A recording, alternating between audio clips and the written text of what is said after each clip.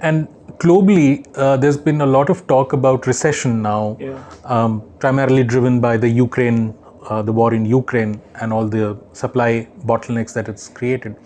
Do you see this is just a matter of recession with higher interest rates, or a broader stagflation, which is a bigger concern as you see it? I think there are three options: crisis, recession, stagflation, right? And we might see all three in different variants depending on which part of the world you're in. Obviously, if you're in Sri Lanka, you already experience an existential crisis, right? Or Pakistan. So the weakest links in the global chain, as interest rates go up, which is the overall global driver of the recessionary pressure, the weakest links in the global credit chain will snap, right?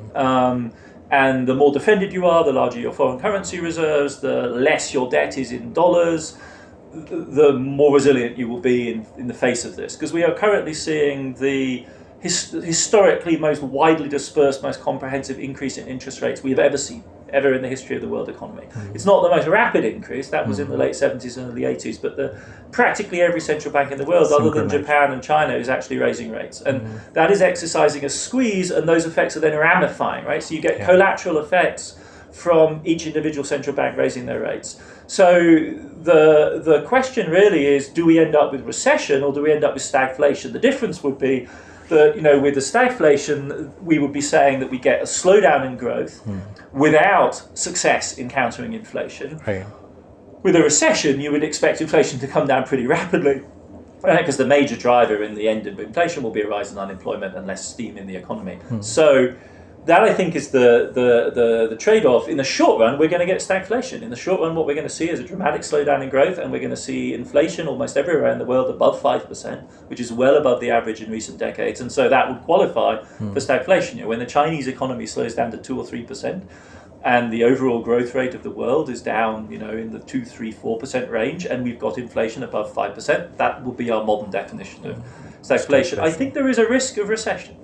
Because the interest rate pressure that's being applied is increasingly steep. It's rising now quite rapidly, and that's in part because prices are proving recalcitrant and not slowing down as rapidly as many of us hoped. I still believe that this will be a transitory inflationary burst. I don't expect us to stabilize at inflation above 5% for very long. A lot of these effects are coming from the energy sector and the food sector, and those effects are going into reverse now. But it's going to be interesting to see. I wouldn't expect an economy like India's to go into recession. That would be very surprising, I think. Nor China. We'll see a growth slowdown. But in the West, in Europe in particular, which is in the front line of this economic war, I think the likelihood now is of recession, because the hits to the consumer is so substantial. So this brings me to the question about the role of monetary policy in this kind of a scenario where prices are rising essentially because of supply issues. And there are a lot of people on the street would very openly ask, how would your raising interest rates actually solve the prices for gas or petroleum prices? So what is the, and typically we've learned about second order effects, but I want to ask you, is this a good idea, in your view, for central banks to really tighten interest rates, say for an economy like India, which is just trying to get back its growth, to raise interest rates sharply for that argument that second order effects of wage price spiral should not happen? Is that a valid sort of way to approach it?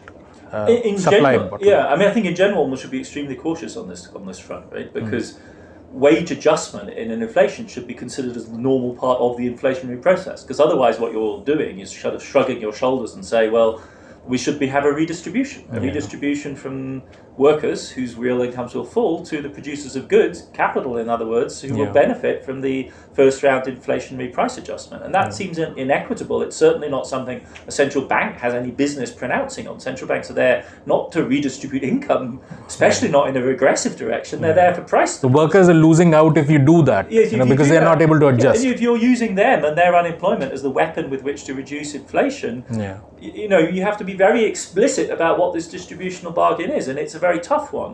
It is even more problematic if the inflation, as you say, is being driven by cost factors on which interest rates can have only a very marginal effect. So I think the question really is the balance of judgment, right? And so take the United States. In the United States, we're seeing something much more akin to a classic inflation. In other words, wages are now, in fact, more or less in line with prices. When that happens, you can say we are seeing a general uplift in the entire economy, so general mechanisms for slowing the economy down, interest rates which will, for instance, act on the housing market, which is a big employer of construction workers, are not in an appropriate tool in a situation like that, right? Especially because America is not experiencing a massive energy price shock.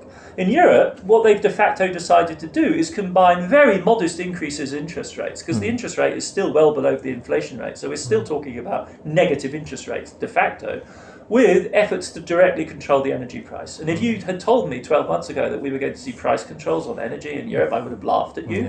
But that is where we're at right now, because they understand this logic. It doesn't make any sense to try and deal with a supply-driven, cost-driven inflation shock by an interest rate increase.